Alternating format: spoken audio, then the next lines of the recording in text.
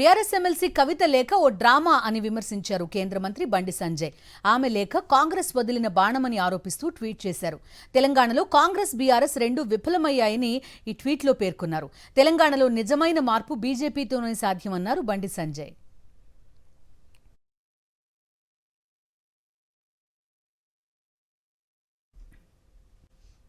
BRS MLC కవిత లేఖ ఓ drama అని విమర్శించారు కేంద్ర మంత్రి బండి సంజయ్.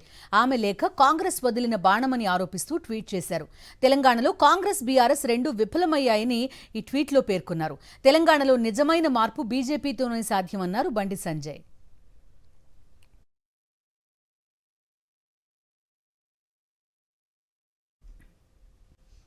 బీఆర్ఎస్ ఎమ్మెల్సీ కవిత లేఖ ఓ డ్రామా అని విమర్శించారు కేంద్ర మంత్రి బండి సంజయ్.